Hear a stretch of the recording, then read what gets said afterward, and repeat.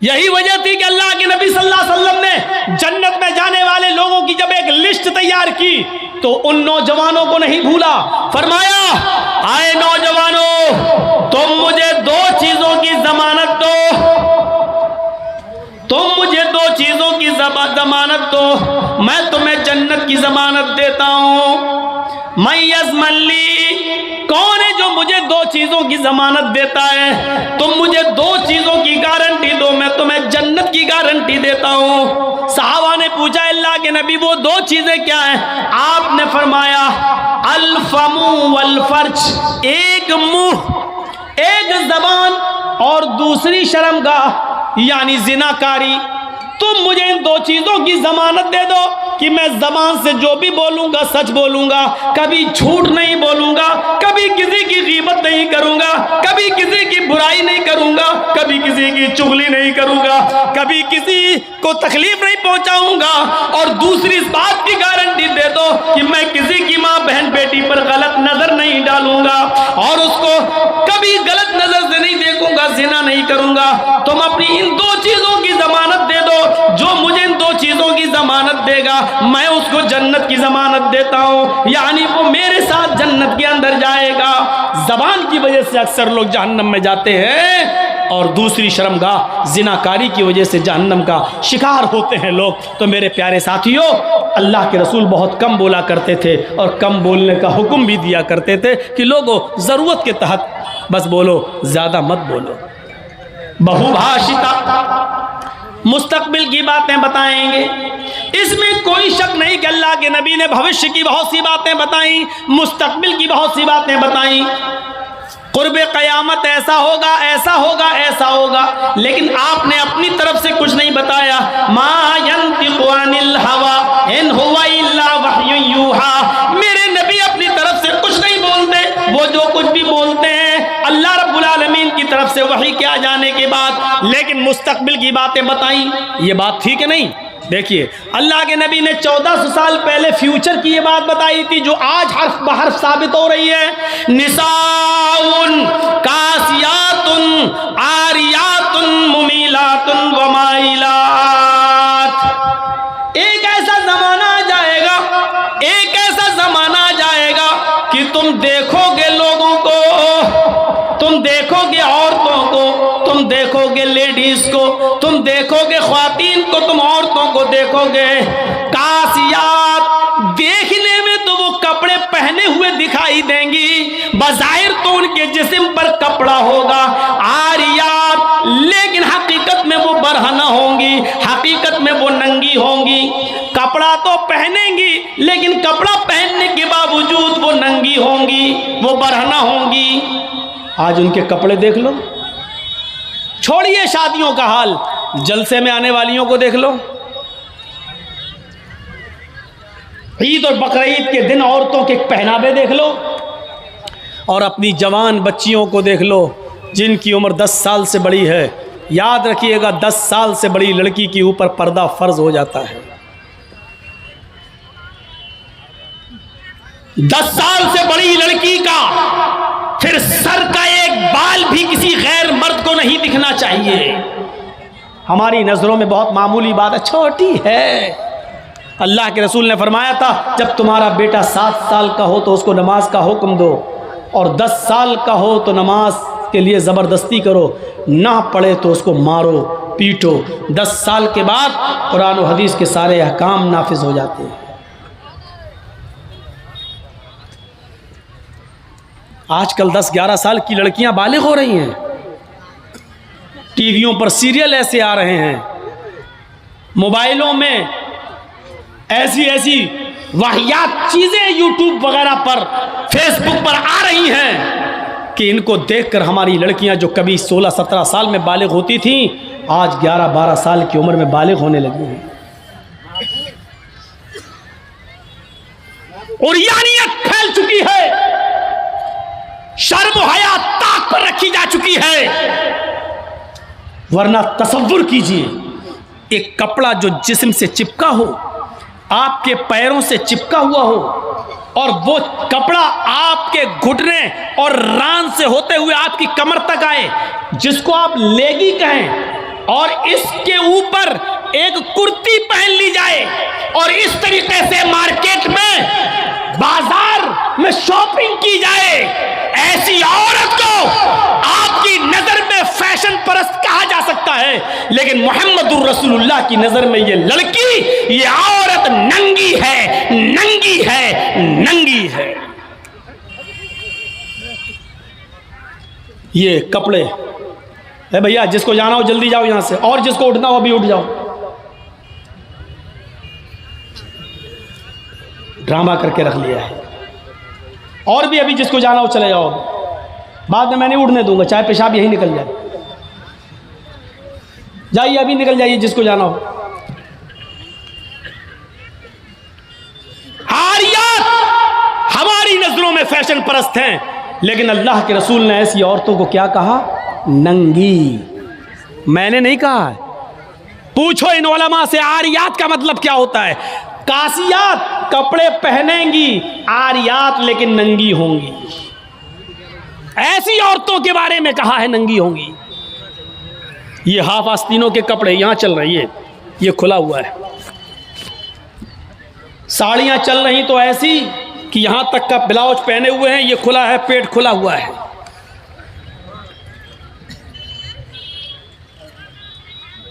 और जो चंद बुरके अब चल भी रहे हैं बिहार बंगाल में, पहले तो चलते नहीं थे, तो अब बुरकों में भी डिजाइन चलने लगी है। कड़े हुए बुरके, डिजाइनदार बुरके। अब एक बात बताइए, बुरके को आप एक तो डिजाइनदार बना रहे हैं, और दूसरा जब औरत या लड़की जब बुरका ओढ़ती है तो सीने पर फूल बना दिए आप। ये बताइए यहां फूल बनाने की क्या जरूरत थी? जब वो पहनती है तो फूल सीने पर, और वो लड़की ने ये बुर्का खरीदा क्यों? इसका मतलब क्या है कि वो भी इसलिए खरीद रही है ताकि मेरे फूलों पर नजर। ये सुनना पड़ेगा, तुम्हें नहीं तुम्हारे बाप को भी सुनना पड़ेगा। जब तक मैं इस कुर्सी पर हूं, ये अथॉरिटी, ये पावर मुझे इस्लाम ने दिया है, सुनना पड़ेगा। क्यों खरीदा है उसने ये बुर्का? यूपी साइड में आ जाओ, लखनऊ के बुरके देख लो, बम्बई के देख लो, हैदराबादी बुरके देख लो। कसम खुदा की अब बुरके बुरके नहीं रह गए। अब 60 साल की बुढ़ी भी ओढ़ ले तो ऐसा लगता है जैसे वो 18 साल की लड़की जा रही है। ये बुरके एक बार सच्चा वाकया है। 60, 65, 70 साल की बुढ़िया ऐसा ही बुरका ओढ़ के चेहरा छुपा के जा रही थी धीरे धीरे।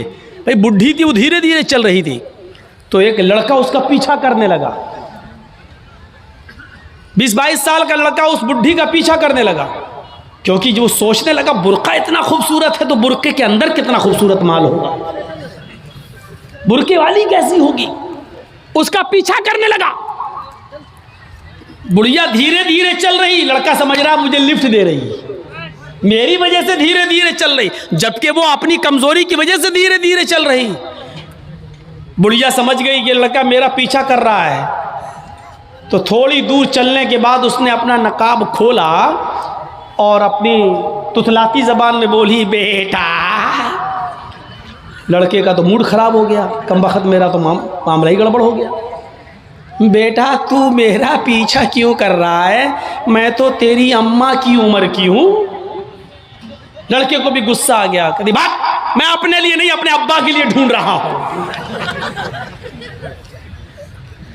अब 60, 65, 70 साल की बूढ़ियों को ऐसे खूबसूरत बुरके पहनने की क्या जरूरत? बुरकों का मकसद जो कभी था पर्दा, लेकिन आज उनका मकसद भी वो नहीं रह गया है। अल्लाह के नबी के ज़माने में एक सहाबी अल्लाह के नबी के पास आती हैं, मुस्नद अहमद की सही रिवायत, जिनकी चादर कपड़े से नीचे, टखने से नीचे, चप्पल से नीचे ज़मीन की मिट्टी उड़ाती हुई आती है और कहती है, अल्लाह के रसूल मैं इस चादर को ओढ़कर नमाज पढ़ने जाती हूँ। आपने कहा चादर इतनी नीची होनी चाहिए। उसने कहा अल्लाह के नबी कभी कभी जमीन पर पेशाब व पायखाना पड़ा होता है, गंदगी पड़ी होती है, तो क्या मैं थोड़ी सी ऊपर करके पायखाना गंदगी को क्रॉस करके आगे निकल जाऊं? आपने कहा नहीं, दाएं से निकल जा, बाएं से निकल जा। कहने लगी दाएं भी मर्द बैठे होते हैं, बाएं भी मर्द बैठे होते हैं, मुझे उसी गंदगी के ऊपर से निकलना है। अल्लाह के रसूल इजाजत दे दीजिए, मैं थोड़ा सा ऊपर कर लूं और निकल जाऊं, उसके बाद नीचे कर लूंगा। जब गंदगी को क्रॉस कर लूंगी तो चादर में नीचे कर लूंगी।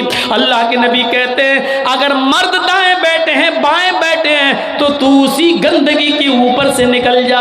कहने लगी अल्लाह के रसूल वो गंदगी मेरी चादर में लग जाएगी, आप मुझे ऊपर उठाने की इजाजत नहीं दे रहे हैं। टखने से ऊपर, चप्पल से ऊपर चादर उठाने की इजाजत क्यों नहीं दे देते हैं? आपने कहा नहीं, चादर उठाने की इजाजत, चप्पल से भी ऊपर चादर उठाने की इजाजत नहीं दूंगा। कहा अल्लाह के रसूल फिर उस चादर में पेशाब और पायखाना लग जाएगा। आपने कहा लग जाने दे।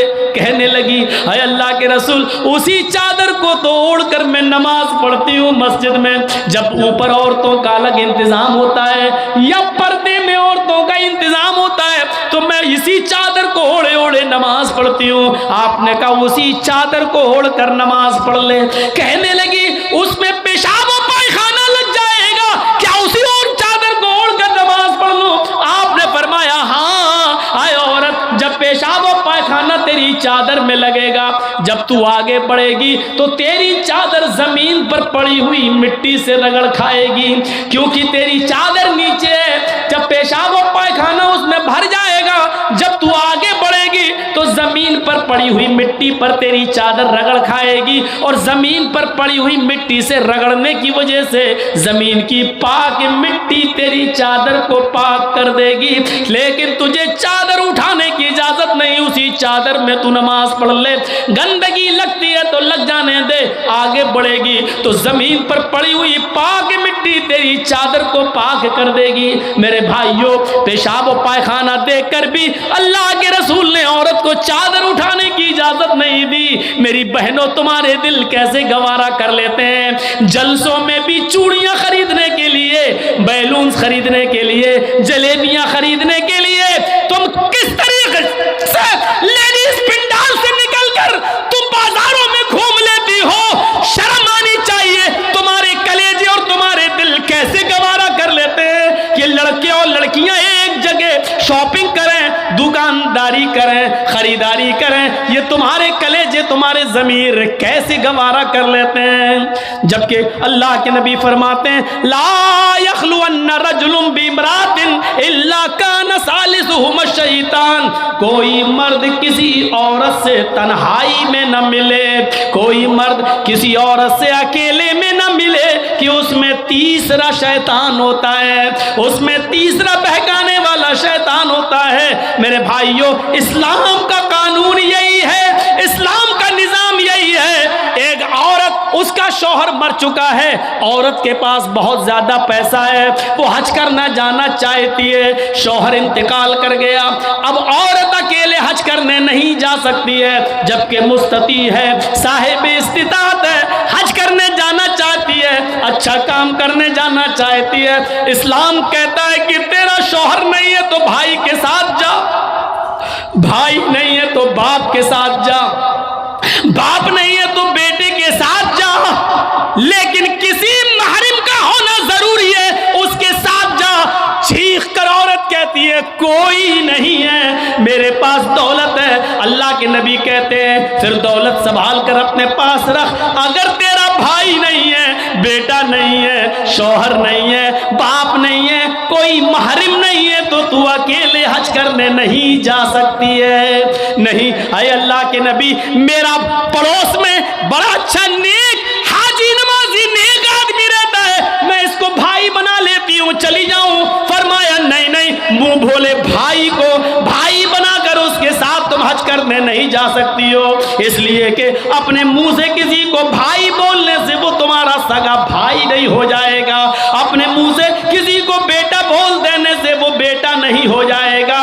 तुम किसी को बेटा बोल दो, भाई बोल दो, जो चाहो बोल दो, लेकिन इस्लाम ये कहता है कि उसके साथ भी औरत को इजाजत नहीं है कि वो हज करने जाए। अगर कोई नहीं है तो मत जाओ, लेकिन इस्लाम इस बात की इजाजत नहीं देता है कि तुम अकेले जाओ या किसी को बहन, किसी को भाई या बेटा बना कर जाओ, इस बात की इजाजत नहीं देता। इस्लाम एक इबादत में, हज जैसी इबादत में भी औरत को किसी गैर मर्द को मुंह बोले भाई और मुंह बोले बेटे के साथ भी जाने की इजाजत नहीं देता। तो मेरे भाइयों, जब खाने काबा में जाने की इजाजत नहीं देता है, सफा मरवा की सई की इजाजत नहीं देता है, इतनी खूबसूरत इबादत की इजाजत नहीं देता है, तो बाजारों में अकेले घूमकर शॉपिंग करने की इजाजत कैसे देगा? फिर बाजार के अंदर औरत को अकेले जाने की इजाजत कैसे देगा? इतनी खूबसूरत इबादत करने की इजाजत नहीं देता है, इतनी खूबसूरत इबादत करने की इजाजत नहीं देता है, तो मेरे भाइयों फिर औरत को बाजारों में घूमने की इजाजत कैसे देगा? फिर बाजार में घूमने और बाजार में सैर व तफरीह की इजाजत कैसे देगा? हमारी माँ बहनों को इस बात को सोचना चाहिए, गौर करना चाहिए, संजीदगी से इसको लेना चाहिए।